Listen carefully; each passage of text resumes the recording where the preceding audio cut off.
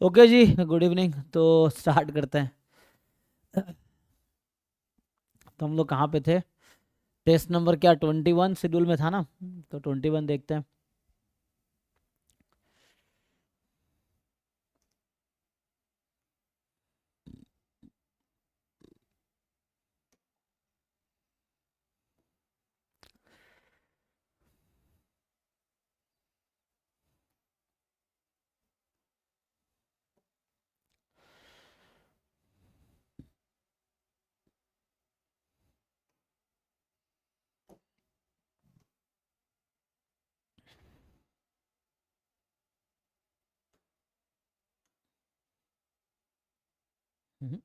अच्छा,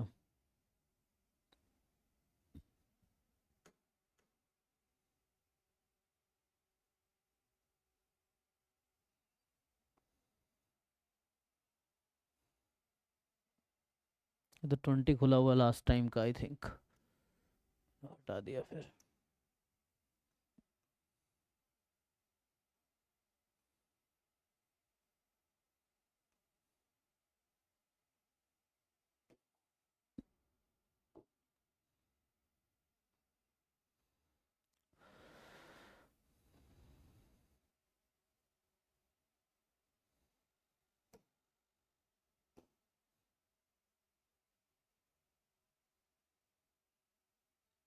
चलो जी, तो यहाँ भी तो सॉल्यूशन साथ में है ही हर टेस्ट का, है ना?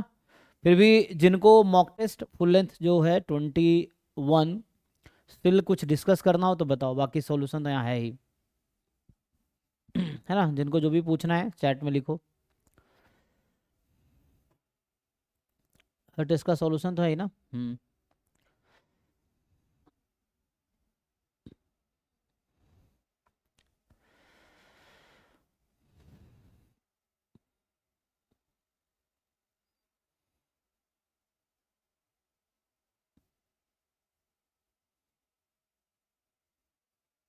कोई डाउट है किसी को? बताओ, जिन लोगों ने एटलीस्ट, जो लोग अटेम्प्ट करके आए वही पूछना, जिन्होंने नहीं किया अटेम्प्ट करो।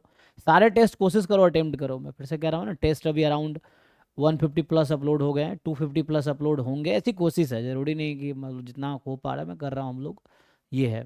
बट जितने टेस्ट हैं सफिशेंट है। अभी तुम्हारे एग्जाम में 40 दिन बचे हैं जैम में, है ना? इतने टेस्ट हैं, एक एक अटेम्प्ट करो, सीखो, फिर अगला अटेम्प्ट करो एंड सो ऑन। ठीक है? तो फुल एंड 21 ने जो भी अटेम्प्ट किए हो अभी चैट में लिखो, है ना? ये नहीं क्वेश्चन देख के डाउट हो जाए, ऐसा है। जिन लोगों ने अटेम्प्ट किए हैं सो हम ट्राई कर सकते हैं। और क्या डाउट है बताना, ये नहीं अपनी मर्जी से कुछ भी लिख दिए।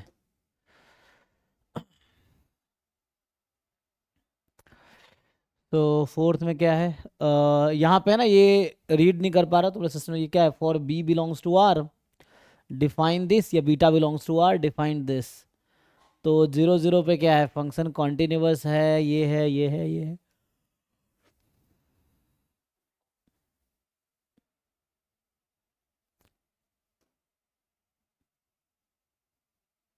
सर इसमें बीटा की वैल्यू पे डिपेंड नहीं करेगा? किस पे? बी बीटा की वैल्यू पे। देखते हैं, कोई ज़रूरी है? तो क्या हो गया? हद है।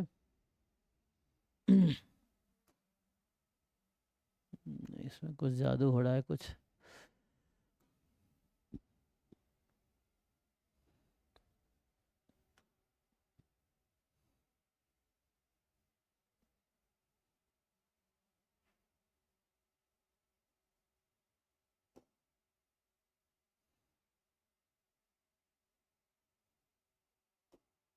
हम्म the function F is continuous. तो बीटा कोई फिक्स वैल्यू होगी ना, उससे क्या मतलब है? फंक्शन कॉन्टिन्यूअस है नहीं है वो चेक करना है। तुम्हें लगता है आंसर बीटा पे डिपेंड करेगा? जो बीटा क्या है यहाँ पे, बीटा कुछ फिक्स किया है? कुछ नहीं किया ना। तो आप क्या सर कहना चाह रहे हो? डी हम्म ऑप्शन भी ट्रू है इसका। अच्छा, कि del F upon del X zero है, del F upon del Y भी जीरो है, किस पॉइंट पे? एट 0 0 बोल जी। रखा है ना। एट 0 0 बोल रखा है। तो यहाँ पे बीटा इसको पहले देना चाहिए कि पॉजिटिव है, कुछ ऐसा देना चाहिए, या कुछ है? क्या है? थोड़े से ना मॉडिफिकेशन। तो इसका दिक्कत क्या है? ठीक है, और हमें खोलना है ई नोट।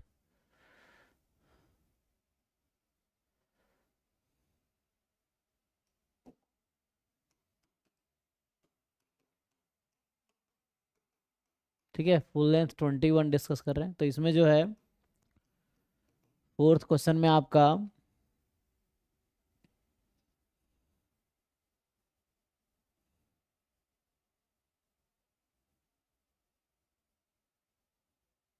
ये वहां पे क्या आपके उसमें क्या लिखा हुआ है, यहाँ पे बी बिलोंग्स टू क्या है, आर प्लस आर कुछ है, बीटा बिलोंग्स टू या बी बिलोंग्स टू, जो भी क्या लिखा हुआ है।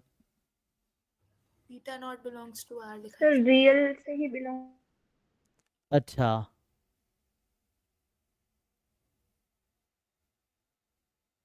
रियल से है तो मान लो अगर -5 हो गया तो उस केस में क्या होगा।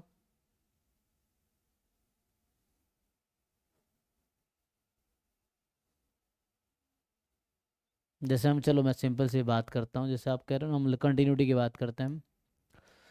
तो limit x y tends to 0 0, है ना। तो इसी को पूरा फॉर्म में कन्वर्ट कर लेते हैं। यही फंक्शन रहेगी, एक्स स्क्वायर मॉड एक्स की power beta y upon x square plus y square.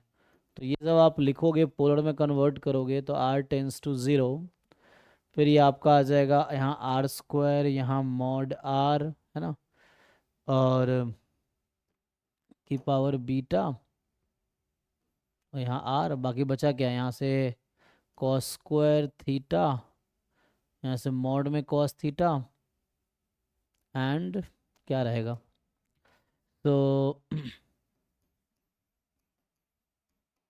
And then sine theta, नहीं ना, और अपॉन आर स्क्वायर, यही है। तो ये आर स्क्वायर मान लो कैंसिल हो गया इससे, तो बचा ये। बट द क्वेश्चन इज कि लिमिट r टेंस टू 0। अब ये आपके पास मॉड आर की पावर बीटा इंटू आर दे, चलो ये बाउंडेड है, कोई दिक्कत नहीं है ना, ये सब बाउंडेड है। लेकिन वहाँ पे बीटा जो है पॉजिटिव है तो ठीक है, एटलीस्ट मतलब बीटा कम से कम, है ना, वो ग्रेटर देन 0 होना चाहिए। ग्रेटर देन 0 या ग्रेटर देन -1 एटलीस्ट, है ना। तो जाके ये हमारे पास मतलब 0 आने की गारंटी कब है, जब आर की पावर, है ना, पॉजिटिव रहेगी। अगर मान लो यहाँ मैं कह रहा हूँ बीटा को -2 ले लिया तो डिनोमिनेटर में आर स्क्वायर आ जाएगा, फिर नॉट डिफाइंड हो जाएगा। तो उसके लिए उसको -1 से ज़्यादा होना पड़ेगा, इसके लिए एटलीस्ट। तो इसके लिए एटलीस्ट ना बीटा को -1 से ज़्यादा होना पड़ेगा, सो दैट ये डोमिनेट करे, है ना। ये एटलीस्ट पॉजिटिव है तो और अच्छा है। तो ये है, तो इसमें ठीक है, मैं मॉडिफिकेशन करवाता हूँ। मान लो ये है कि मोर देन 0 कर देते हैं, तो इसका तो पक्का हो जाएगा, 0 ही होगा फिर तो ये 0 हो जाएगी।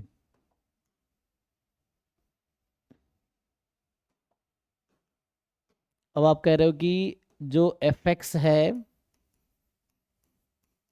0 0 पे लिमिट h टेंस टू 0, फिर एफ ऑफ हम लोग क्या लिखते हैं, h comma 0 minus f(0 0) upon h। तो ये होगी लिमिट h टेंस टू 0। और जब आप y को 0 रखोगे, इसमें y को अगर 0 रखेंगे तो क्या बन जाना है, एक्स स्क्वायर, तो वो तो 0 ही हो जाना है। ओके, तो 0 माइनस 0 अपॉन, सॉरी यहाँ पे क्या कर रहा हूँ, just 0 upon x square type ना, अभी तो, या एच स्क्वायर टाइप, ऐसा होगा। एग्जैक्ट 0 है, ठीक है, -0 हो जाएगा, हाँ ठीक है। तो यहाँ से आ गया -0 अपॉन एच, है ना। तो एग्जैक्ट 0 आ गया।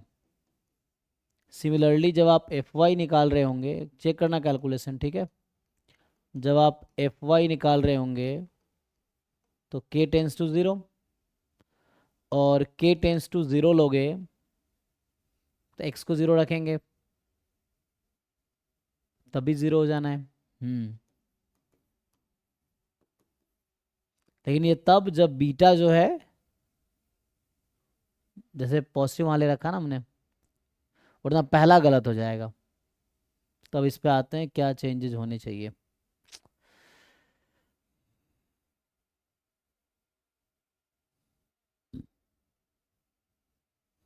ठीक है, इसमें बीटा को मैं पॉजिटिव करवा देता हूँ। इसने क्या किया है, इसने एम एक्स ले लिया है, एम एक्स से हाँ, दिखा दिया कि ये पॉजिटिव है, लेकिन वो तब ना जब एक्स की पावर वो होगी, जीरो होगी, जब बी है ना बीटा प्लस वन पॉजिटिव होगी। तो ऐसा ज़रूरी तो नहीं है, function is continuous for her beta के लिए तो नहीं होगा, सही कह रहे हो। तो जितने सॉल्यूशन लिखे हैं ये परफेक्ट तो नहीं है। अ,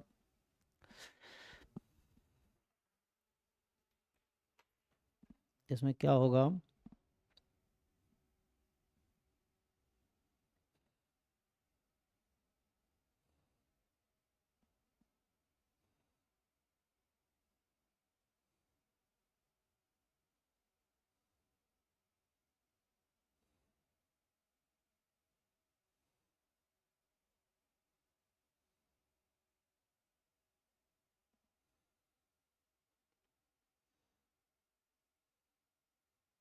इसने जो आगे है ना, आगे डिस्कस ही नहीं किया। तो आगे डिस्कस करता, दोनों जीरो आ तो रहा है ना। तो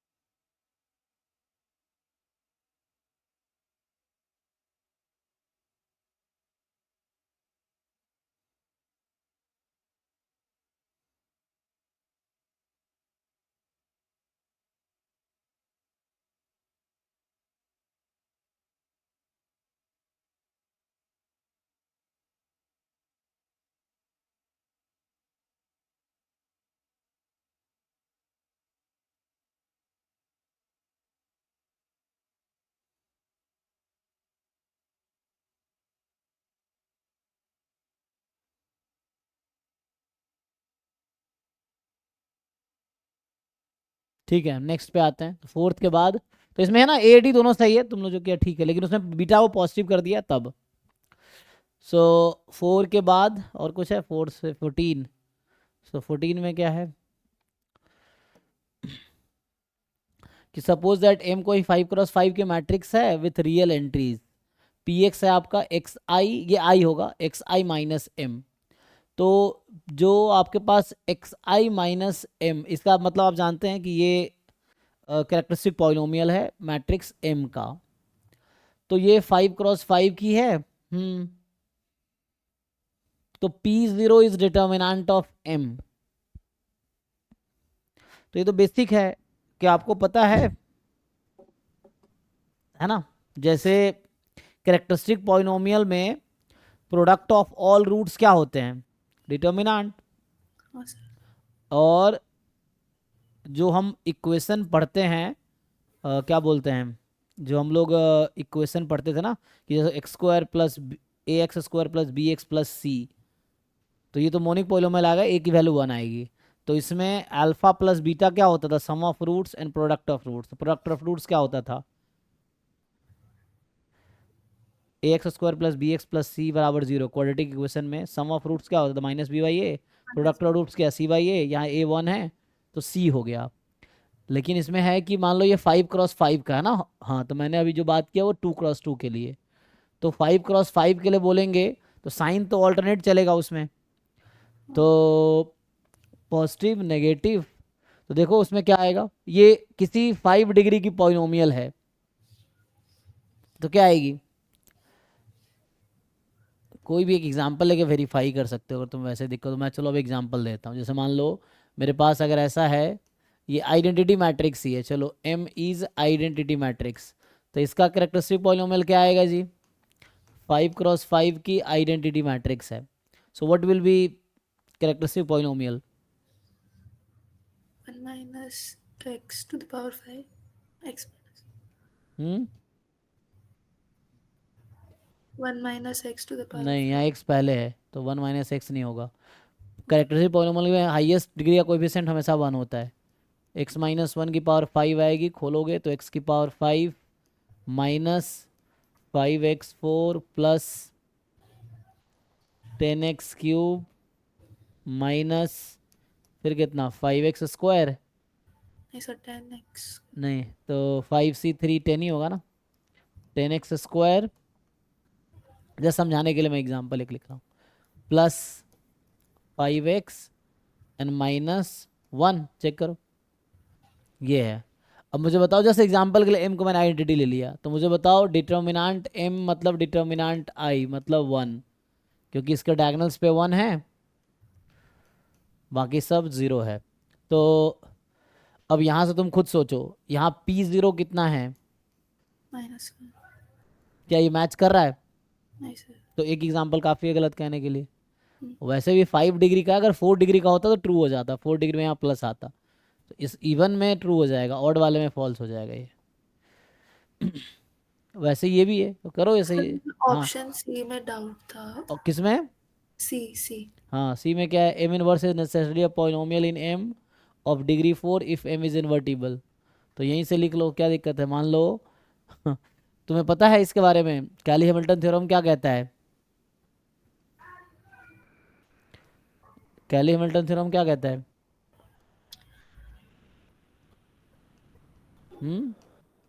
every M matrix satisfy its own characteristic equation. तो मैंने अभी इन्वर्टिबल मैट्रिक्स ले रखा है, तो इसका मतलब है कि ये जो m मैट्रिक्स इस इक्वेशन को सेटिस्फाई करेगी। तो अगर ये मैं लिखता एग्जाम्पल के लिए, तो यहाँ पे m5 minus 5m4 and dot dot dot -1 तक इक्वल टू, अगर मैं इसको m इनवर्स से मल्टीप्लाई कर दूँ, क्योंकि बता रखा है इन्वर्टिबल है, तो m इनवर्स से मल्टीप्लाई कर देंगे तो क्या m इनवर्स नहीं निकल आएगा? तो यहाँ हाँ, i हो जाएगा। तो सर डिग्री 4 का ही पॉलिनोमियल बनेगा ना। हाँ, तो एक मिनट, यहाँ से हम मतलब इन्वर्स निकल पाएगा कि नहीं निकल पाएगा? तो निकल पाएगा, तो यहाँ से या यहीं समझ लो ना, यहाँ से हम लोग सिंपली जैसे इसको मल्टीप्लाई कर दिया m इनवर्स से, तो यहाँ m इनवर्स होगा, यहाँ m4, हाँ डिग्री 4 का बनेगा। यहाँ क्या लिखा है, m inverse is necessarily a polynomial of m of degree 4, but ये ऐसा तब होगा जैसे यहाँ पे तो जो x5 का, अच्छा हमने कोएफिशिएंट क्या ले रखा है, 1 है ना, ओके। व्हाट इफ, तो ऐसा कोई हो सकता है जहाँ पे डिग्री कम हो जाए, तो इन्वर्टिबल तो है ही, तो इन्वर्टिबल होने का मतलब है कि प्रोडक्ट ऑफ आइगन वैल्यू, क्योंकि कैरेक्टरिस्टिक पॉलिनोमियल गारंटी है कि डिग्री n की ही आएगी, है ना। अगर n क्रॉस n की मैट्रिक्स है तो उसकी कैरेक्टरिस्टिक पॉलिनोमियल हमेशा n डिग्री की आएगी, और उसको सेटिस्फाई करेगी। अगर इन्वर्टिबल है तो इन्वर्स एग्जिस्ट करेगा, तो डिग्री 4 की आएगी। हाँ, ये तो सही है, डिग्री 4 की आएगी। तो यहाँ पे फॉल्स कह रहा है, ये दिक्कत है। m inverse is necessary polynomial in m of degree 4 if m is invertible. तो ये क्या कहना चाह रहा है, तो इसने x को 0 ले लिया, अच्छा, तो minus m n of m for d can be return as this, m is not invertible. तो d में क्या था, एक minute, so m is not invertible if m square, यहाँ से आइगन वैल्यू 0 आ जाएगी। हाँ, वैसे तो c भी ट्रू हो जाएगा। c जो है m इनवर्स, अगर कह रहा है कि इन्वर्टिबल है, तो मतलब डिटर्मिनेंट m का नॉन ज़ीरो है, मतलब सारी product of eigen value non zero है। तो यहाँ पे ये तो पक्का है कि लास्ट वैल्यू समथिंग आएगी नॉन ज़ीरो। हाँ, तो एटलीस्ट ये तो पक्का है कि x5 माइनस k टाइप का या प्लस k टाइप का आएगा, बीच में और भी टर्म्स हो सकते हैं। तो यहाँ से हम मल्टीप्लाई करेंगे, अगर x को डिवाइड कर दूँ मैं, m5 माइनस k में 0, तो यहाँ से अगर मैं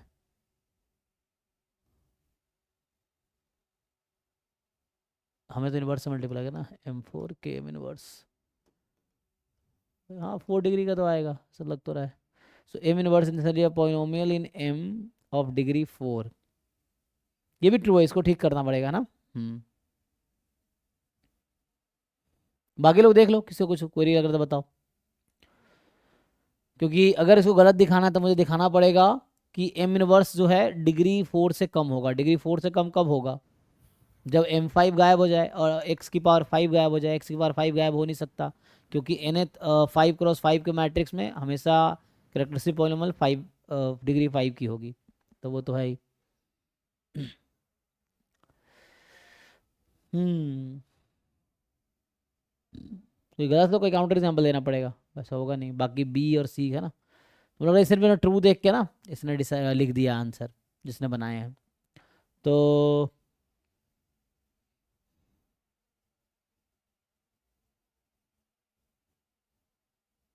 क्योंकि तुम ऐसा नहीं ले सकते जहाँ पे जीरो कोई आइगन वैल्यू आ रहा हो, तो वैसे तो ले नहीं सकते, तो नॉन जीरो आइगन वैल्यू लेना पड़ेगा।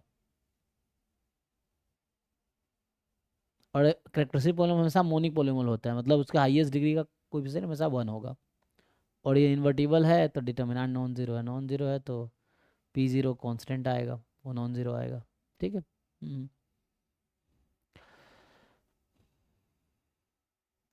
चलेगा, इसी भी सही है ना, तो इसको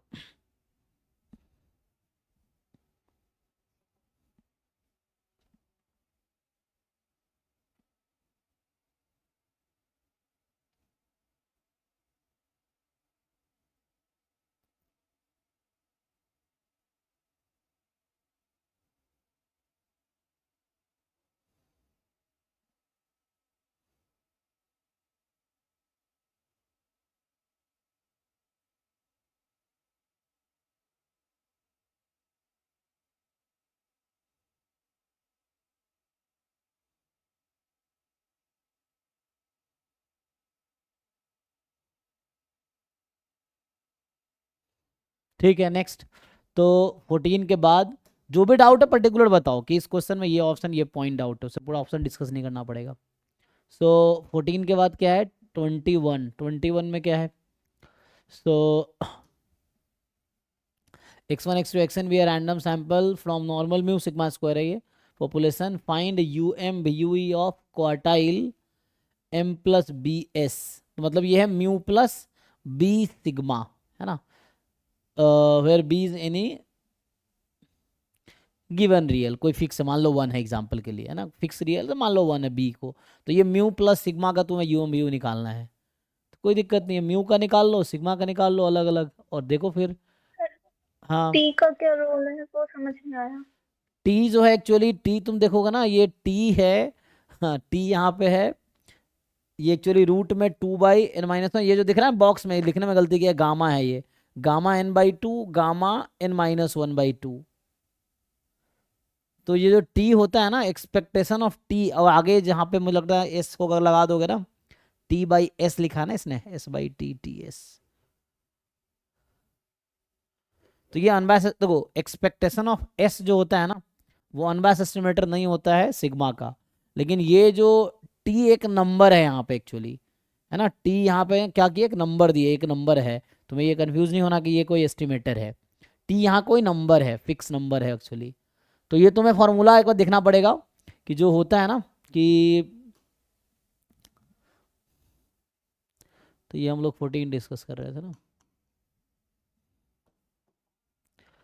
21 में जैसे हम जानते हैं कि x1 x2 xn जो यहाँ दे रखा है नॉर्मल म्यू सिग्मा स्क्वायर, तुम्हें चाहिए UM VUE of mu plus b sigma, ठीक है ना, तो ये चाहिए, तो बी कोई फिक्स नंबर हटा सकते हो, तो इसमें क्या होता है कि म्यू का UM VUE तो हम लोग जानते हैं यहाँ होता है x बार, और सिग्मा स्क्वायर का UM VUE हम लोग जानते हैं वो होता है 1/n समेसन, है ना, सॉरी एस स्क्वायर ना, अगर सिग्मा अननोन है तो सिग्मा यहाँ नोन है ना, नोन अननोन का चक्कर है, अगर सिग्मा नोन होगा म्यू नोन होगा, सॉरी, तो म्यू नोन होगा तो 1/n वाला आएगा, और म्यू अननोन है तो x बार वाला, अगर म्यू नोन होता तो ये बनता UM VUE, अगर म्यू अननोन है तो ये बनता है UM VUE, ठीक है, जो कि एस स्क्वायर ही है, ये एस स्क्वायर है, लेकिन ऐसा नहीं होता है ना, क्योंकि यहाँ पे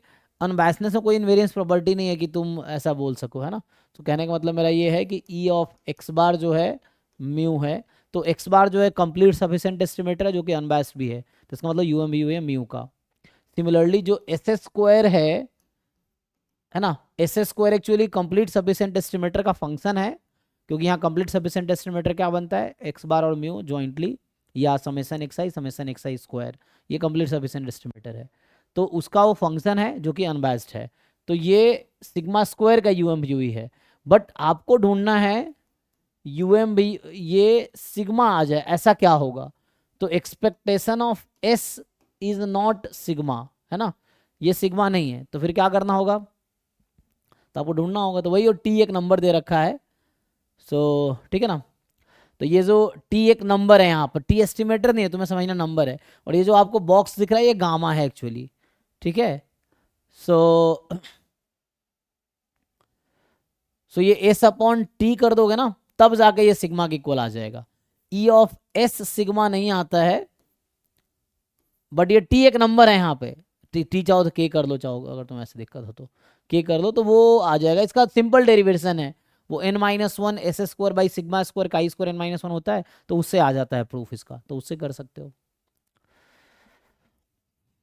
इसका प्रूफ मिल जाएगा ट्राई वीके रोयात में, ठीक है ना। तो इस तरह से है, तो ये इससे तुम्हें आंसर मिल जाएगा। और चूंकि अनबैस चाहिए, तो इसका अनबैस एस्टिमेटर बन जाएगा एक्स बार प्लस बी और एस बाई टी। ये कंप्लीट सफिशिएंट एस्टिमेटर का फंक्शन है जो कि अनबैस्ड भी है। तो लेवेंसफी थ्योरम से ये यूएम भी हो गया इस तरह से। सर क्वार्टाइल वर्ड क्यों यूज किया है, उसका तो उसकी पता जरूरत है नहीं, इस ना। क्वेश्चन में जरूरत ही नहीं था, वो क्वार्टाइल इसलिए लिखा है, तो क्वार्टाइल वर्ड की यहाँ कोई जरूरत नहीं है इसमें। मतलब वो क्वार्टाइल निकालोगे इसका तो वो मिलेगा कुछ, है ना, बी एथ क्वार्टाइल या समथिंग, बट उसकी इस क्वेश्चन में क्वार्टाइल वर्ड की जरूरत नहीं है, ठीक है। ओके। क्योंकि क्वार्टाइल निकाल के दिया हुआ, नहीं दिया होता ना तो हमें निकालना पड़ता क्वार्टाइल, लेकिन इसे निकाल रखा है तो उसको।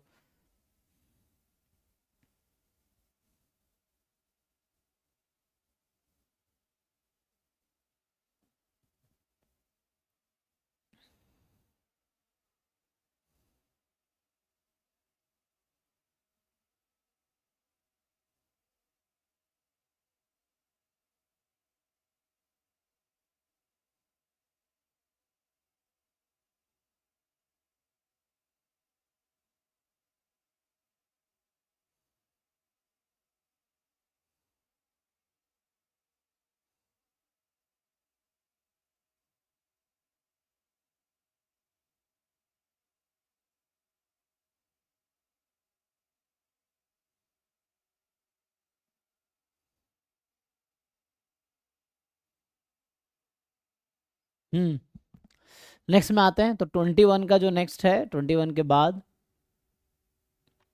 22।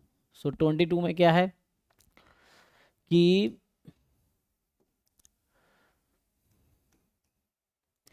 Suppose x follows distribution with PDF, है ना, प्रोबेबिलिटी फंक्शन है पीडीएफ ये। The uniformly most powerful critical reason for testing this versus this based on the single observation is. I think इस क्वेश्चन में कुछ दिक्कत है। ये कुछ दिक्कत क्या है कि जस्ट हमें देखना है कि किसका पावर हाईएस्ट होगा। तो एक काम करो, सिंपल है ना, तुम्हें अलग से क्रिटिकल रीजन नहीं निकालना है, तुम्हें यहाँ दे रखा है एक्चुअली। तो पूछ रहा है कि uniformly most powerful critical reason for testing this. इसने क्या किया है, इसने पूरा, तो वी कैन से जो critical region near to mean half will have maximum probability. ये भी एक तरीका है, नहीं तो एक काम कर सकते हो कि सब में प्रोबेबिलिटी निकाल लो, ये है। तो कह रहा है कि इसका सिमेट्रिक है हाफ के अबाउट। तो हाफ के अबाउट जैसे नॉर्मल में होता है ना, कि जैसे इस नंबर के अराउंड जो प्रोबेबिलिटी है ना वो ज़्यादा आएगी, क्योंकि इधर है ना ये मैक्सिमम इस म्यू के अराउंड है। तो इसलिए हम लोग जो लिखते हैं एक्स बार माइनस, है ना, sigma by root N Z alpha by two से X bar plus sigma by root N Z alpha by two. कहने का मतलब ये हो गया कि यहाँ पे ये कुछ ऐसा है, X bar minus C two X bar plus C, इस टाइप का कॉन्फिडेंस इंटरवल। तो वैसे ये भी कहना चाह रहा है कि इसमें जो डिस्ट्रीब्यूशन है, हालांकि नॉर्मल नहीं है, वो इसके अबाउट सिमेट्रिक है, हाफ के अबाउट। यहाँ मीन कितना है इसमें, तो इसमें मीन एक्चुअली हाफ है, जैसे वो बताया जिसने सॉल्यूशन बनाए हैं। तो ये मीन हाफ के अबाउट सिमेट्रिक है, तो हाफ के आसपास जो प्रोबेबिलिटी होगी वो ज़्यादा होगी। नहीं तुम फाइंड करके देख लो कि क्या प्रोबेबिलिटी है एक्स इस इंटरवल में होगा, इस इंटरवल में होगा, ईच फाइंड करके देखो, जो लार्जेस्ट आएगा वो आंसर होगा। तो ये कर सकते हो, और वो भी एक तरीका ठीक है कि चूंकि है ना ये बीटा डिस्ट्रीब्यूशन है, थीटा थीटा मीन हाफ आ गया, हाफ के हाफ सिमेट्रिक है, तो हाफ जो होगा वो मीडियन है इसका, है ना, तो मीडियन है तो उसके अराउंड पीक होगा, मतलब है ना। देखो अच्छा ये क्या कहना क्या चाह रहा हूँ, सिमेट्रिक है ना, यूनी मॉडल है ये, यूनी मॉडल ही होगा, थीटा मोर देन 1, अगर थीटा को 1 रखो तो यूनिफॉर्म, अच्छा अंडर एच नॉट हो जाएगा यूनिफॉर्म 0 1, है ना, अंडर एच नॉट यूनिफॉर्म 0 1 हो जाएगा, ठीक है, तो हर पॉइंट मोड हो जाएगा। अंडर H1 जब 1 से ज़्यादा है, तो 1 से ज़्यादा है तो ये मोड भी इसका हाफ ही आएगा, तो मोड भी हाफ है, तो हाफ के अराउंड हाईएस्ट प्रोबेबिलिटी होगी ना, मतलब हाईएस्ट वैल्यू आएगी पीडीएफ की, तो हाफ के आसपास प्रोबेबिलिटी लार्जर होगी सेम लेंथ पे। तो मगर लेंथ देखो, इसका लेंथ कितना है अल्फा, इसका लेंथ अल्फा, इसका लेंथ अल्फा, इसका लेंथ भी अल्फा है, तो चारों का लेंथ इक्वल है, जो चारों इंटरवल है उसका लेंथ इक्वल है। तो मैं तुम्हें यहीं पर समझाता हूँ, जैसे ये था ना कि अगर मैं जो ये लेंथ है वही लेंथ यहाँ पे लूँ, वही लेंथ मैं यहाँ पे लूँ, तो क्या प्रोबेबिलिटी सेम आएगी, तो यहाँ प्रोबेबिलिटी ज़्यादा आएगी क्योंकि इधर पीडीएफ है ना की वैल्यू ज़्यादा है, इसमें प्रोबेबिलिटी कम आएगी, इसमें कम आएगी, सेम लॉजिक वहाँ भी है ना, कि हो रहा है चारों इंटरवल का लेंथ इक्वल है, तो पूछ रहा है कि हाईएस्ट पावर किस इंटरवल में मिलेगी, तो हाईएस्ट प्रोबेबिलिटी किस इंटरवल में मिलेगी। पावर का फॉर्मूला क्या होता है, rejecting H not when H1 is true, H1 में क्या है थीटा मोर देन 1, और थीटा मोर देन 1 होने से क्या होता है बीटा थीटा थीटा में मीडियन मीन मीडियन मोड तीनों हाफ होता है, तो इसमें मीडियन हाफ इससे हो गया, नहीं तो फिर वही कह रहा हूँ कि चारों में प्रोबेबिलिटी निकालो, probability x more than 1 minus alpha less than 1 निकालो, क्या आता है सब में प्रोबेबिलिटी, उससे ज़्यादा टाइम लग जाएगा, फिर देखो हाईएस्ट क्या है, तो उसके अकॉर्डिंग कोई थीटा फिक्स कर लो H1 में, थीटा बराबर 2 रख लो चाहो तो, उसके लिए करके देख लो, तो वो लेंदी है बेटा, ये भी सही है, तो क्या दिक्कत, सही तो है।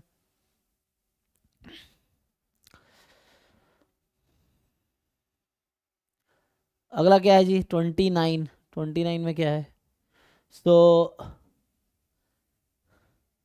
X Y be independent exponential random variable with mean 1/λ 1 है ना, तो rate lambda and mu with ये होगा लैम्डा एंड म्यू पॉजिटिव होगा, F Z denote the PDF of X plus Y, ठीक है ना। सर गामा डिस्ट्रीब्यूशन क्यों नहीं यूज कर सकते यहाँ पे? गामा क्यों सॉल्यूशन यूज तो करेंगे, समझ आ गया। गामा में आईआईडी होता है, आईआईडी है ये, क्या दोनों सेम डिस्ट्रीब्यूशन है या डिफरेंट डिस्ट्रीब्यूशन है, मतलब identic independent, X Y identically distributed है या नहीं है, नो ओनली इंडिपेंडेंट। हाँ फिर ओके आ गया। तो सम के लिए आईआईडी होने चाहिए, तो आईआईडी तो नहीं है, तो तुम्हें निकालना पड़ेगा, वैसे जैकोबियन से चले जाओ या वैसे सीडीएफ से, है ना, तो उस तरीके से या ये देख लो कि अगर म्यू लैम्डा इक्वल हो जाए तो कुछ ऑप्शन उससे भी एलिमिनेट हो सकता है, म्यू और लैम्डा को इक्वल कर दो, तो जो आपको लगता है गामा आना चाहिए, गामा तब आएगा जब म्यू और लैम्डा इक्वल होगा तब, तो उससे मैच कर लो, म्यू लैम्डा को इक्वल रख दो, फिर देखो गामा कहाँ बनता है, जो नहीं बनेगा वो आउट हो जाएगा,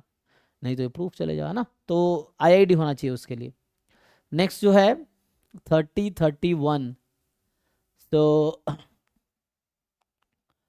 ये सब doubt x1 x2 xn B IID तो कई बार बता चुका हूँ मैं, क्या ये तो सिंपल डबल एक्सपोनेंशियल फॉर्मूले से फॉर्मूला है, क्या डाउट है भाई, किसको डाउट है, ये वहाँ फॉर्मूला लिखा तो है, और क्या डाउट है इसमें, सर सेम क्वेश्चन है था 55, वो नहीं हुआ था इससे। तो कहीं एक जगह गलत किया होगा,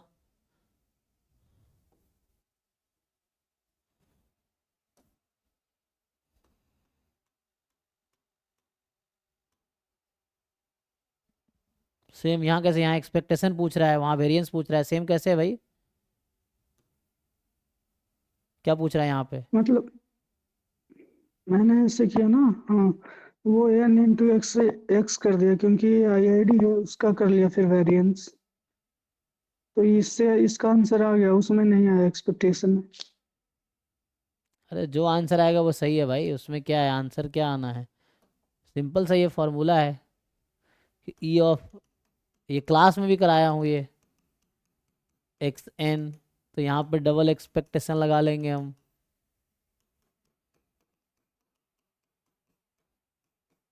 मान लो अभी के लिए फॉर एग्जांपल ये है, तो ये हो जाएगा expectation n time e x one given n is equal to n, और यहाँ से चूंकि एन गिवन है तो इस एन को हम इधर शिफ्ट कर सकते हैं, तो ये तो कांस्टेंट हो गया, x1 और n इंडिपेंडेंट, इसको हटा सकते हैं, तो x1 और, तो ये तो n मैंने अपनी मर्जी से इसका नाम रखा था ना, अदरवाइज ये रिप्रेजेंट और रैंडम वेरिएबल कर रहा है, तो तुम अगर यहाँ सिर्फ ये नहीं लिखोगे तो यहाँ कैपिटल एन आएगा, तो यहाँ कैपिटल एन इंटू ई एक्स वन आएगा। ई एक्स वन कॉन्स्टेंट है, बाहर हो गया, तो E x one into E N. किसका आंसर नहीं आएगा? ये क्या पूछा है, कौन सा क्वेश्चन में ये पार्ट है? ये 54 में है। 55 में है सर। हाँ तो क्या है, उसका आंसर नहीं आएगा? नहीं, क्यों नहीं आ रहा? ऐसे नहीं आया था। उसको ठीक करो, नहीं आ रहा है तो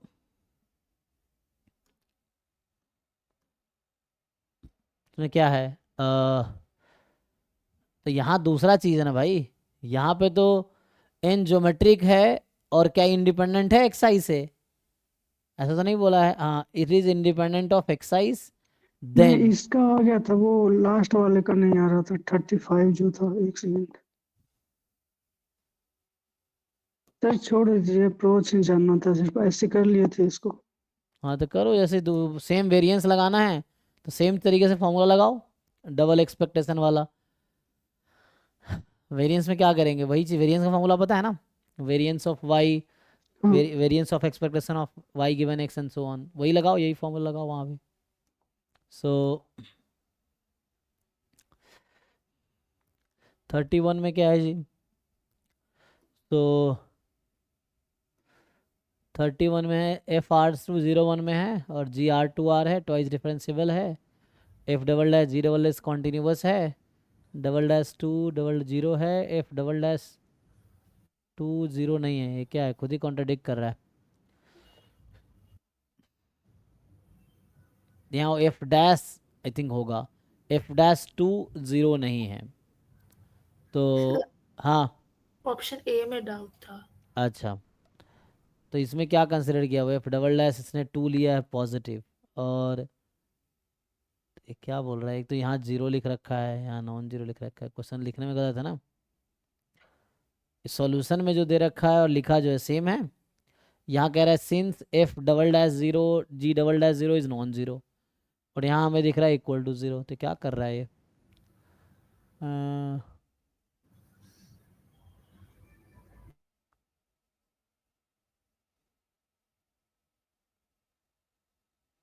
तो गलत होगा ना, वहाँ तो नॉट इक्वल टू जीरो लड़ा, यहाँ इक्वल टू जीरो है।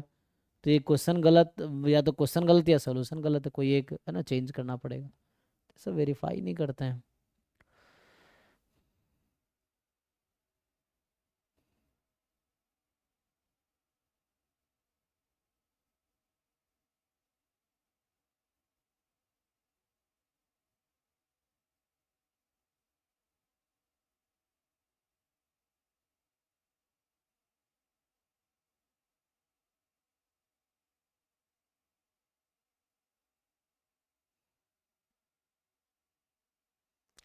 तो कहाँ डाउट है इसमें? देखो, मान लो चलो कोई सुटेबल फंक्शन ढूंढ लो, तो मेनली तो सॉल्यूशन तो नॉट इक्वल टू के थ्रू किया है, तो बताओ किसके थ्रू सॉल्यूशन करूँ?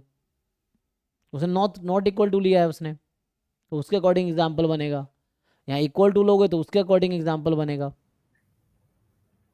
सर अगर नॉट इक्वल टू ले रहे हैं और वहाँ का मतलब एक्स स्क्वायर लिया है तो मिनिमा कैसे आएगा टू पर? वो तो नहीं होगा ना।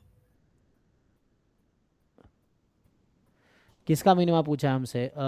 F has local minimum at two, हाँ, तो मिनिमा तो नहीं आएगा टू पे, हाँ क्योंकि लेकिन कंडीशन सेटिस्फाई होनी चाहिए ना। कंडीशन सेटिस्फाई हो रहा है कि यहाँ पे कहना क्या चाह रहा है, मुझे ऐसा लग रहा है ये कहना चाह रहा है एफ डबल है, तो उसने लिखने उसने सॉल्यूशन कुछ और बना दिया है। और ये क्या कर रखा है, डबल डैश दिस, तो option D is true. F x minus F double dash x zero होगा पर एटलीस्ट वन एक्स।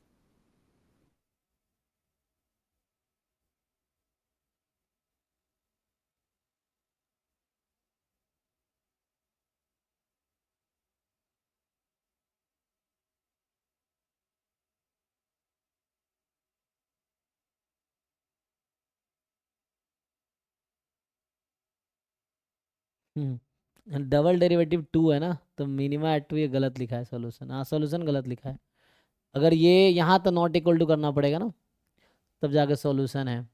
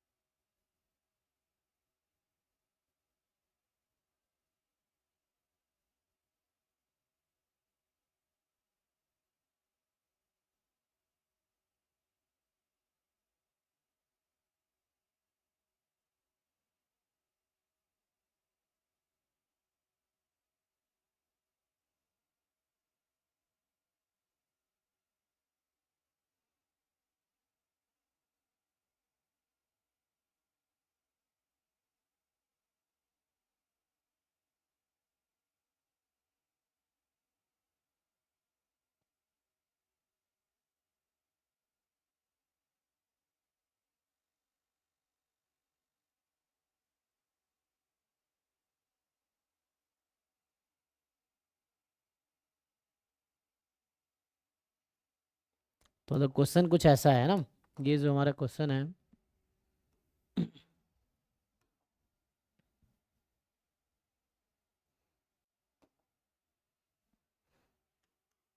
यहाँ क्या कहना चाह रहा है कि एफ डबल डैश और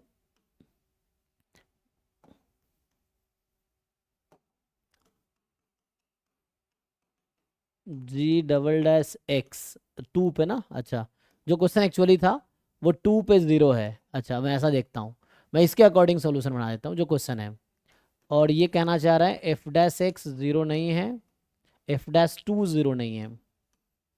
ये टू पे क्वेश्चन ही था ना, f double dash g two g double dash two zero है। एंड जो क्वेश्चन है उसका सोल्यूशन लिखते हैं। और एफ यहाँ होगा f dash two g dash two zero नहीं है, तो ये होगा एफ डैश टू ज़ीरो नहीं है and g dash two zero नहीं है। ठीक है, नाउ तो बताओ ऐसा कोई सुटेबल फंक्शन बताओ। और साथ में ये भी है कि limit x tends to two जो है हमारे पास f x g x upon f dash g dash one आ रहा है।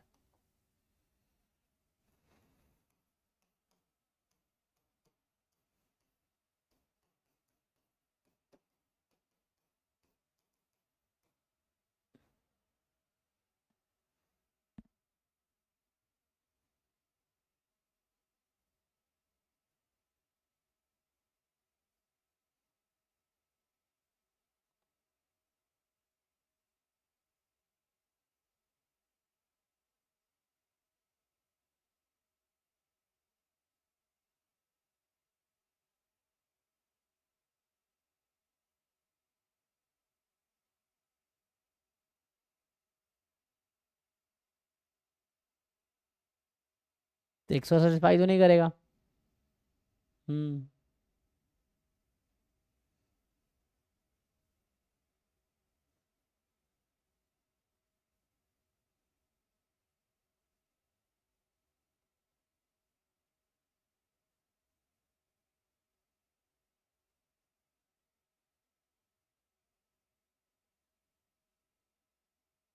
जैसे अभी जो हम एग्जांपल ले रहे थे कि मान लो X square will not work here, क्या वर्क कर सकता है?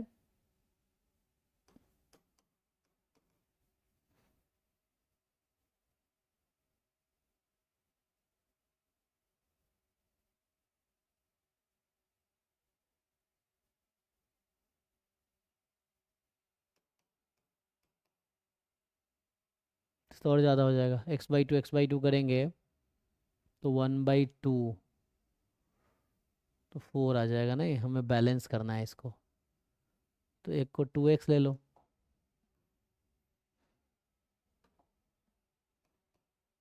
तो अब क्या होगा?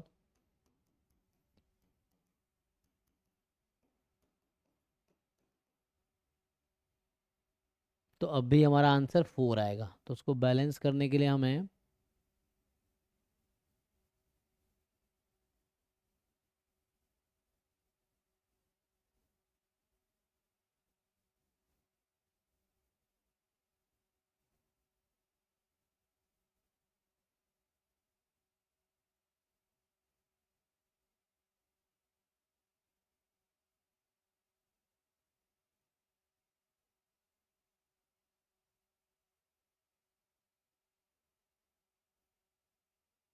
तो वैसे ही होगा। फिर इसका मतलब है कि डबल डेरिवेटिव इक्वल है लेकिन दोनों नॉन ज़ीरो है ना।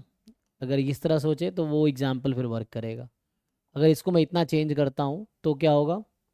तो हमारा एग्जाम्पल आ जाएगा एक्स स्क्वायर वाला ना, तो उस केस में एक्स स्क्वायर विल वर्क।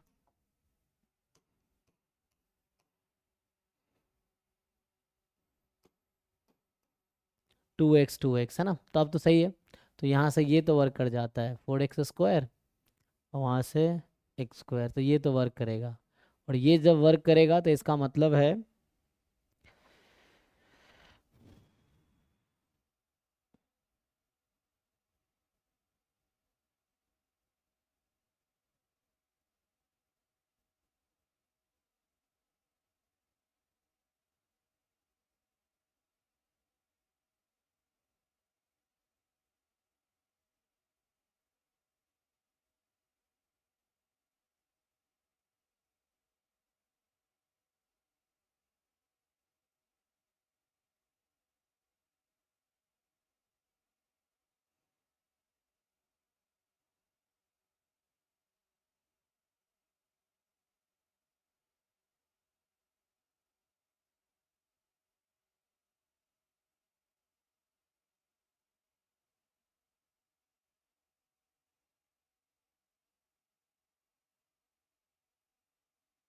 ठीक है, इसको मैं करेक्ट करवा देता हूँ, तो ये ठीक कर देंगे ये लोग।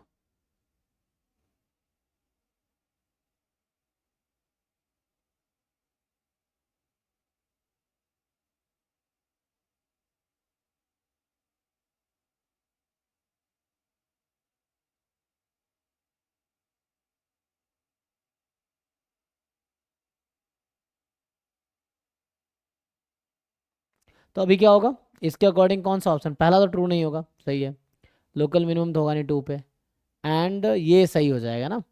तो ठीक है, इसमें सिर्फ डी ट्रू होगा।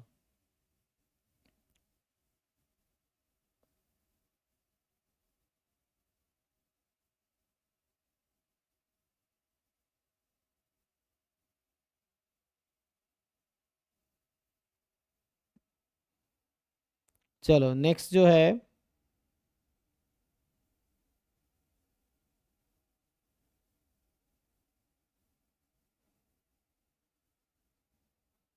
ठीक है जी, इसमें थोड़ा करेक्शन है, तो सॉल्यूशन भी है ना, तो वो हटा देगा।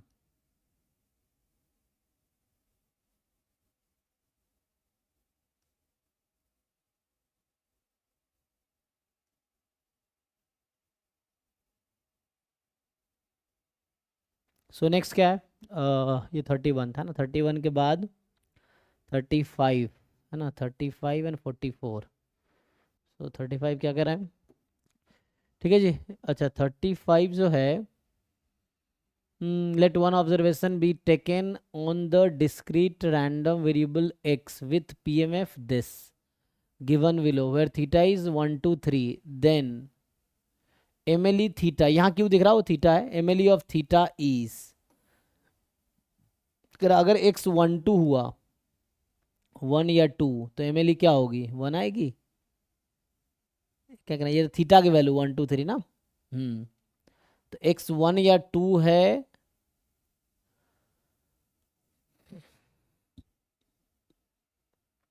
तो MLE क्या होता है, the value of theta that maximises the likelihood function, likelihood function यहाँ पे आपका PMF ही होगा, है ना।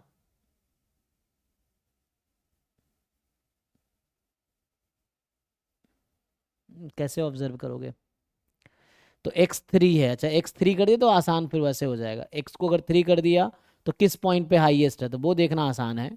यहाँ तो ठीक है ना, कि किस पे हाईएस्ट वैल्यू है, तो वो 2 पे, x को 4 कर दिया तो हाईएस्ट कहाँ है, 2/3 ना, तो 3 पे, यहाँ तक तो ठीक है। और इस वाले मेन है ए ऑप्शन में, है ना। सो ए में क्या है कि थीटा 1 या 2 है, सॉरी x 1 2 है, तो 1 के करस्पॉन्डिंग हाईएस्ट कहाँ है, इन दोनों पॉइंट पे। अच्छा, और 2 के करस्पॉन्डिंग कहाँ है हाईएस्ट, नहीं सॉरी हाईएस्ट तो यहाँ 1 पे है, और 2 में क्या है, यहाँ भी 1 पे ही है। ओ, तो मतलब ये हो गया इसके करस्पॉन्डिंग हाईएस्ट वैल्यू तो 1 पे ही है दोनों में, थीटा की वैल्यू 1 रखने पे ही हाईएस्ट आ रही ना, इसीलिए ठीक तो है। मतलब यहाँ लाइक्लीहुड फंक्शन PMF ही तो है, और देखना है PMF की वैल्यू हाईएस्ट कब आ रही है, तो एक्स की थीटा की वैल्यू जिसके लिए मैक्सिमम हो जाए, तो वो है। ठीक है भाई, तो किसका डाउट था, ये MLE का डेफिनेशन एक बार बस टेबल देखना है, इसमें क्या है। नेक्स्ट जो है 52 44 तो 44 में क्या है, ये तो इंटीग्रेशन है भाई, इंटीग्रेशन नहीं आता, किसका डाउट है ये, इसमें कहाँ डाउट है बताओ, तो इंटीग्रेशन कर रखा है। सर हाँ, लिमिट वो y टू 2i, ये वाला। ये सेकंड वाले में, नहीं नहीं, फर्स्ट में ये y to 2y, y to 2i, yes sir. हाँ तो वाई इसने दो पार्ट में, ये पहले डबल इंटीग्रेशन है, ये ऑर्डर चेंज करके सिंगल इंटीग्रेशन ला रहा है, तो y से 2y, तो ये y है, और 2y कहाँ पे है, क्वेश्चन ये ना, y से 2y, बट जाने की जरूरत पड़ेगी, क्वेश्चन ये है। अच्छा, तो इसने क्या किया है पहले, इसने लिमिट को कैसे चेंज कर दिया, dx dy ना,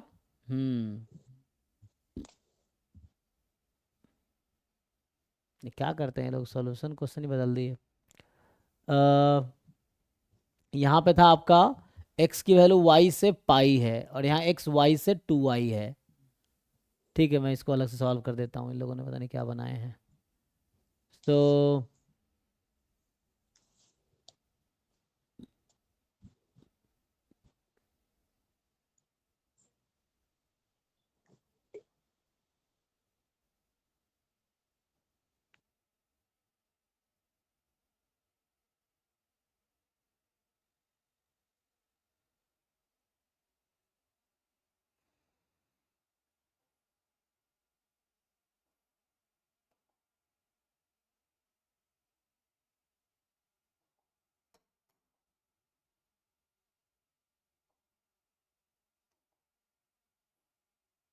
मान लेते हैं क्वेश्चन सही है, ठीक है, तो सॉल्व करते हैं। तो पहला इंटीग्रल में क्या है, x की वैल्यू y से 2y। अब अपना आंसर सॉल्व करो, जो आ रहा है वो ठीक है। और y की वैल्यू 0 से π/2। चलो इसका ग्राफ बनाते हैं पहला इंटीग्रल का। तो ग्राफ बनाएंगे तो y is equal to x, ये लाइन है, मतलब x है ना। पहले क्या करते हैं, जब भी हमें किसी रीजन का ग्राफ बनाना है तो बाउंड्रीज का ग्राफ बनाएंगे। तो बाउंड्रीज कैसे, इक्वलिटी लगा के, y is equal to x, x is equal to 2y। तो y is equal to x ये लाइन है, ये x is equal to y. अब x is equal to 2y या y is equal to x/2। तो x is equal to 2y का मतलब है जब y 1 होगा तो x 2 होगा, जब y 1 है तो x 2 इधर आएगा। तो ये आपका है x is equal to 2y, देख लो। एंड यहाँ पे y 0 से π/2 में है, तो y बराबर 0 मतलब x एक्सिस, ठीक, और y बराबर π/2। तो मान लो यहाँ पे रफली, तो दिस इज π/2।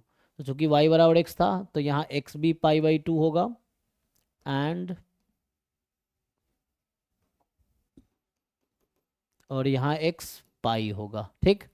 तो हमें बता रखा है कि y की वैल्यू 0 से π/2। तो मतलब अब तुम्हें समझना है कि रीजन कौन सा आएगा। तो y बराबर x से 2y तक, और y कहाँ है, 0 से π/2 में। तो इसका इधर, इसका इधर, इसका इधर, है ना, और इसका इधर ऊपर। तो ये अभी अभी के लिए ये हमारा सॉल्यूशन रीजन है फर्स्ट इंटीग्रल का, ठीक है। तुम सॉल्यूशन छोड़ दो ना, क्या है उसमें, ये हमारा अभी सॉल्यूशन है। और अब दूसरे वाले इंटीग्रल पे आते हैं। दूसरे वाले इंटीग्रल में क्या है कि x की वैल्यू है y से पाई, और y की वैल्यू है π/2 से पाई, ठीक। तो अब इसका ग्राफ बनाओ, ये फर्स्ट इंटीग्रल का ग्राफ था। और सेकेंड इंटीग्रल का ग्राफ बनाओ, तो फिर से बाउंड्री बनाएंगे। तो y is equal to x, तो y is equal to x का मतलब है यही लाइन कंटिन्यू होगा, दिस, एंड x बराबर पाई तक स्टॉप हो गया। So this line is x is equal to pi and this is y is equal to x. तो ये इधर से यहाँ तक जा रहा है, ठीक है। अब y की वैल्यू π/2 से पाई तक लेनी है, क्योंकि y is equal to x है तो यहाँ पाई होगा, यहाँ पाई है। तो y क्या लेनी है हमें, π/2 से पाई तक। तो ये रीज़न हो गया, बताओ जी। सो अभी के लिए ये समझ आ रहा है, बोलो। अब क्या इसमें, इसका क्या निकालना है तुम्हें, इंटीग्रेशन करना है। तो वैसे डायरेक्ट इंटीग्रेशन तो होगा नहीं, तो ऑर्डर चेंज करोगे तो इजीली हो जाएगा। तो change of order of integration आता है। तो कहने का मतलब ये जो फंक्शन तो कॉमन ही है दोनों में, तो ग्राफ मिला दोगे तो कहने का मतलब ये है कि दोनों कंबाइंड रीजन है। अब इसको मैं अगर अब ऑर्डर चेंज कर रहा हूँ, यहाँ dx dy दोनों में है, तो मैं कर देता हूँ dy dx। अब क्या होगा, dy dx करेंगे, जब dy dx करेंगे तो हमें लिमिट उसके अकॉर्डिंग लिखना है। तो पहले मुझे y की लिमिट चाहिए, तो y की करस्पॉन्डिंग मैं स्ट्रिप बनाऊंगा। तो ये है y बराबर x/2 और ये है y बराबर x। तो लिमिट होगी x/2 से x। अब इसमें x का कंट्रीब्यूशन कितना है, तो यहाँ पे इस रीजन में x का कंट्रीब्यूशन कितना है, 0 से पाई, 0 से पाई। हाँ जी मैडम, सॉल्व कर पाएंगे, अब बताइए क्या आंसर आएगा। तो आसान है, एक लाइन का है, तो ये करो ना। Yes, sir. सॉल्यूशन देख के क्यों कंफ्यूज होना है, जो आपको आता है वही करो, उससे सही आंसर आएगा। एक लाइन का है। अब आगे y करेंगे तो यहाँ पे यहाँ तो x y है ही नहीं, तो सिर्फ y आ जाएगा, upper limit minus lower limit. तो sine x/x as it is 1 dy y, upper limit minus lower limit x/2, ये कट गया। अब अच्छा मुझे लिमिट पुट करनी है ना, तो अब हो गया यहाँ dx, लिमिट 0 से पाई, तो ये बचा half integration of sine x dx 0 से पाई। करो इंटीग्रेशन, साइन का इंटीग्रेशन माइनस कॉस, तो माइनस कॉस x 0 से पाई, तो minus of -1 plus 1 minus of -1। Check करो क्या आएगा,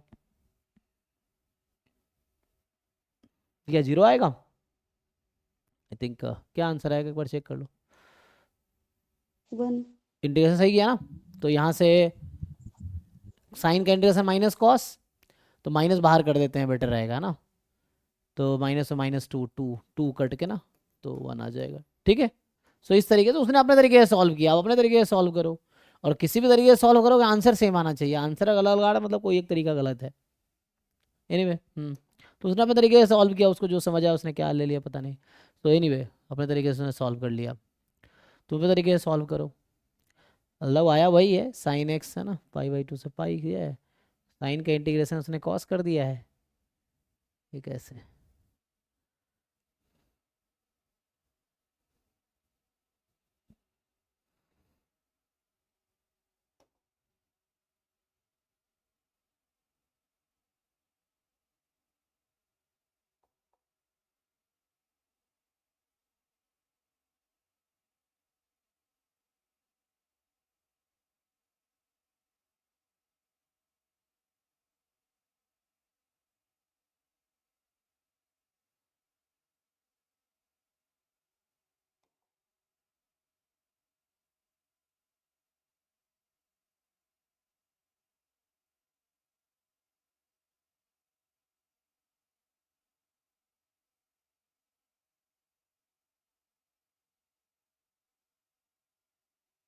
ठीक है, तो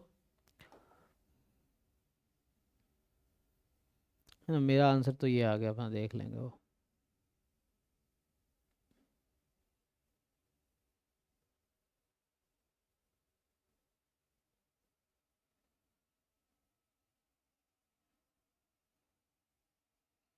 नेक्स्ट पे आते हैं जी।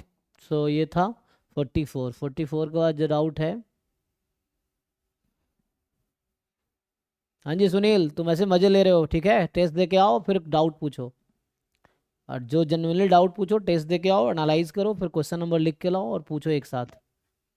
तो 55, ठीक है ना, 52,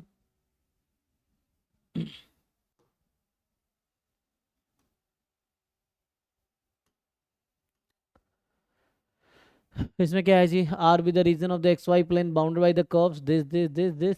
ओके, तो ये change of order of integration का क्वेश्चन है, यू भी ले लो, उसने ले रखा है ना यू भी actually, then value of integral, कहाँ डाउट है इसमें। सर बिना चेंज किए नहीं किया जा सकता है क्या? नहीं इतना आसान नहीं, वो नहीं कर पाओगे, उसके लिए लिमिट नहीं ले पाओगे सेपरेटली। यहाँ से ये खुद ही दिख रहा है ना, xy1 xy5 जो भी तरीका इन्वेंट हुआ है वो हमारी लाइफ को आसान बनाने के लिए है। तो दिख रहा है xy1 से 5, xy को v ले लूंगा, v1 से 5 हो जाएगी। यहाँ अगर मैं एक्स स्क्वायर को डिवाइड कर दूँ तो y अपॉन एक्स स्क्वायर 1 है, यहाँ y अपॉन एक्स स्क्वायर 4 है, तो अगर y अपॉन एक्स स्क्वायर को u लेता हूँ तो u की वैल्यू 1 से 4 होगी, v की वैल्यू 1 से 5 होगी, ये जैसे लेना है। ठीक फिर जैकोबियन लगा के, हाँ ठीक है है सर, ना, हो तो वो तो जैकोबियन से कर सकते हैं, क्योंकि वरना बहुत कॉम्प्लिकेट होगा, तो जो इजी अप्रोच है वही करना पड़ेगा। ठीक है। तो नेक्स्ट जो है 55,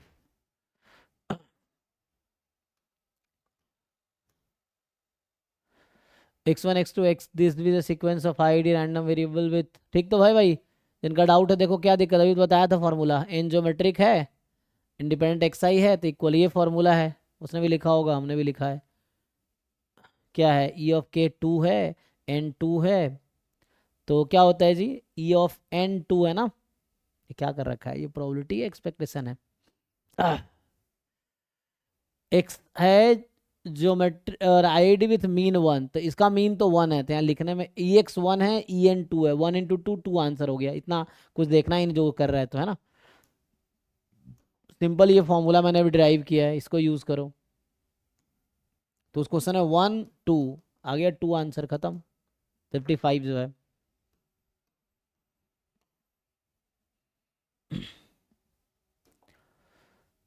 ठीक है चलो, सो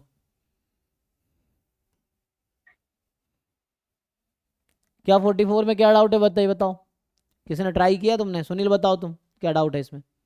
ऐसे रैंडमली कोई भी क्वेश्चन पूछोगे मैं ऐसे नहीं बताऊंगा, मैं उन्हीं बच्चों बताओ जो ट्राई करके आए, क्या डाउट है वो बताओ, एक्चुअल डाउट क्या है।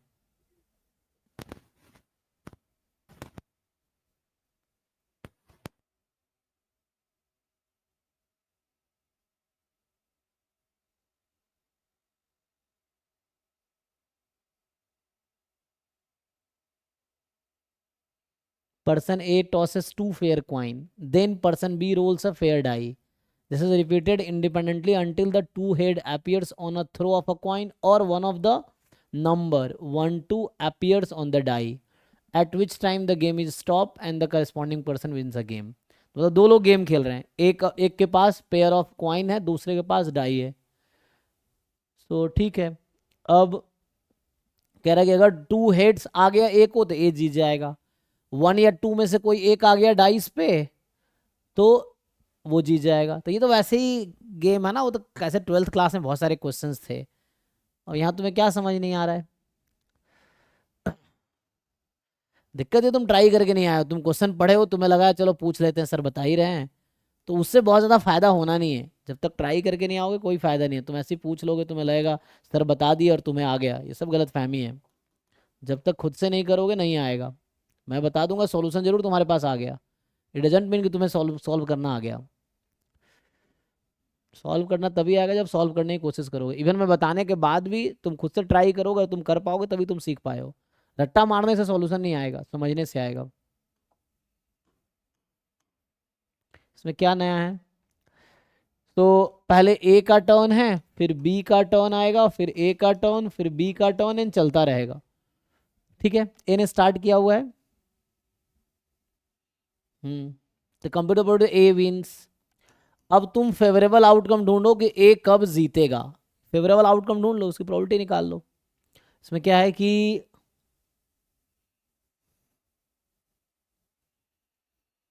अब ए कब जीतेगा, तो पहला टर्न ए का आया और ए को अगर एच एच मिल गया तो एक चांस है कि वो जीत जाएगा. तो एच एच आने की क्या प्रोबेबिलिटी है, 1 आउट ऑफ 4. सिंपल, क्योंकि पेयर ऑफ कॉइन को टॉस करने में 4 possibility, H T T H T है ना, टी टी और एच एच. तो ये हो गया. और तो पहला पॉसिबिलिटी ये है ए के जीतने की. मुझे ए के जीतने के बारे में सोचना है ना, we have to think favourable outcome of winning of a, तो वो सोचना है मुझे. तो मुझे बी को लूज कराना है ना, क्योंकि हम ए की प्रोबेबिलिटी निकाल रहे हैं, इसीलिए ए विंस है ना. जो ए है वो जीत रहा है, उसकी प्रोबेबिलिटी मैं निकाल रहा हूं. तो अगला क्या होगा, अब सोचो दूसरा आउटकम है कि ए को एच एच नहीं आया और बी को 1 2 नहीं आया, फिर तीसरा टर्न ए को आया और एच एच आ गया. तो दूसरा फेवरेबल आउटकम है जिसमें ए जीतेगा. तो अब नहीं आएगा तो 3/4. 1 2 नहीं आना है तो डाइस पे 1 और 2 नहीं आना, तो 1 2 आने की प्रोबेबिलिटी 2/6, तो इसका मतलब 4/6. फिर यहाँ चलेगा 1/4. अब ये गेम कंटिन्यू करते रहो. फिर से 3/4 4. अब फिर से वही होगा कि इसमें भी यही आया, फिर एक अगला चांस जब आएगा तो यहाँ 1 2 नहीं आएगा, यहाँ एच एच आ जाए, तो अगला ये खेल जीतने का तरीका है. तो यहाँ 3/4 4/6, 3/4 4/6, फिर 1/4. अब तुम ध्यान से देखोगे तो ये ज्योमेट्रिक प्रोग्रेशन है with first term 1/4 common ratio. क्या हर बार चेंज हो रहा है ये, ठीक है, ए आर. तो यहां था A R square and so on. और ये सब क्लास 12th का क्वेश्चन मैं तुम्हें सही से बता रहा हूं. अगर ये सब नहीं कर पा रहा हूं तो तुम्हें 12th की प्रोबेबिलिटी ठीक से नहीं आ रही है. ये है, ये सब 11 12 के एनसीईआरटी में ऐसे क्वेश्चंस हैं, या 12th का कोई जेडब्ल्यू मेंस एडवांस की बुक उठा लो, वहां ऐसे क्वेश्चंस हैं.